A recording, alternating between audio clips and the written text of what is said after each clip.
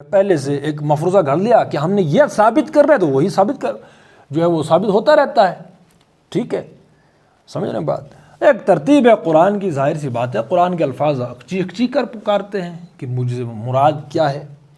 اب اس میں یہ شریعت ہے, یہ جو ہم پڑھ رہے ہیں نماز وغیرہ کا, ٹھیک ہے, البتہ ذہن کا لگانا اس میں جو ہے جو نماز ہے یہاں پیچھے چلنے کی بات ہے, پیچھے کی طرف, یعنی حضور صلی اللہ علیہ وسلم تک کا جتنا بھی سفر رہا ہے امت کا, وہاں پیچھے پیچھے پیچھے یہاں تک کہ رسول اللہ صلی اللہ علیہ وسلم کے قدموں پر.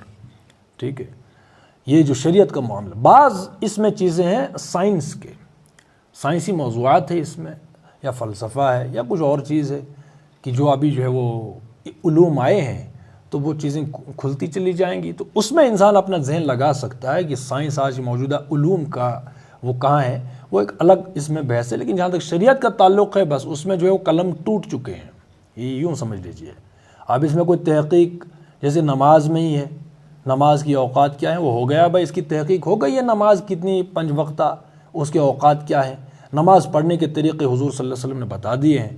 آپ کوئی شخص جو ہے وہ نیا نیا مسلمان ہو گیا, اب وہی مسلمان بائی برتھ احدار پہ تھا, لیکن اب جو ہے جوش آ گیا, اب وہ جو ہے وہ مسائل میں پڑھ کے نماز کیسے پڑھتے ہیں, میں اب جدید تحقیق کون کیا کرے گا نماز کے بارے میں.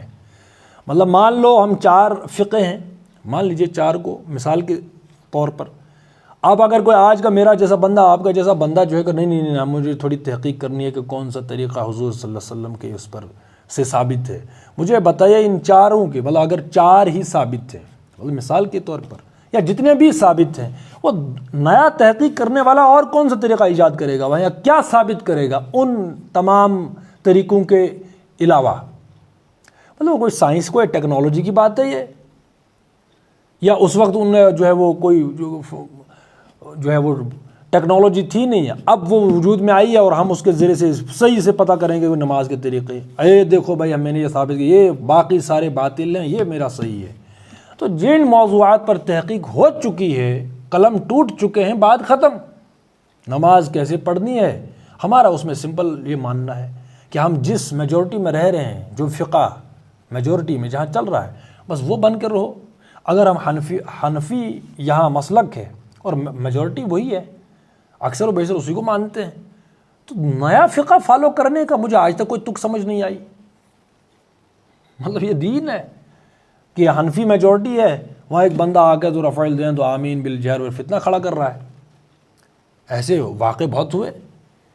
بھائی اگر تم نے ثابت ہی کرنا تھا صحیح غلط کیا ہے تو پھر نیا طریقہ کو ایجاد کر کے بتاؤ, ہم بھی اسی کو فالو کریں.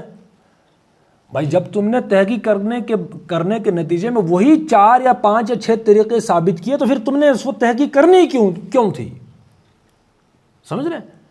تو ان مسائل پر تحقیق ہو چکی ہے, بات ختم. ہاں ان پر تحقیق کیجئے جن پر ابھی تک تحقیق نہ ہوئی, ٹھیک ہے نا.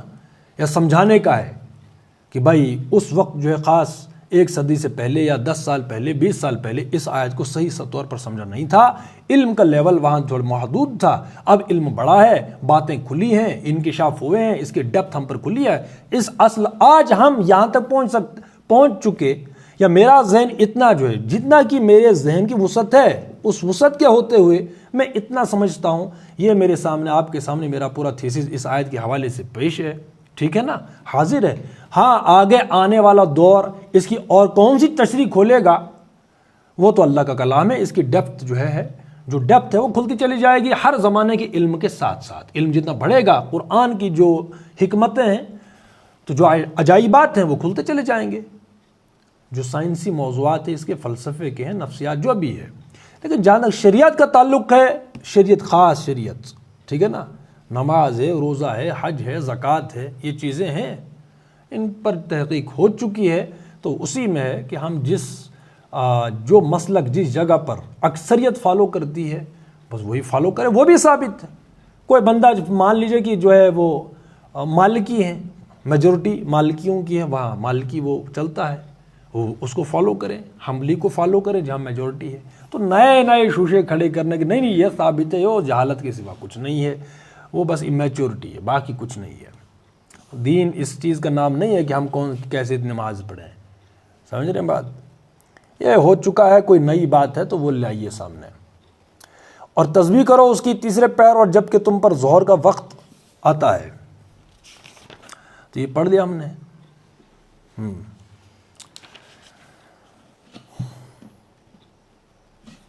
یہ ہو گیا۔ وہ زندہ میں سے مردہ کو نکالتا ہے اور مردہ میں سے زندہ کو نکال لاتا ہے، اور زمین کو اس کی موت کے بعد زندگی بخشتا ہے۔ اب ایک بات رہ گئی کہ نماز کیا ہے؟ نماز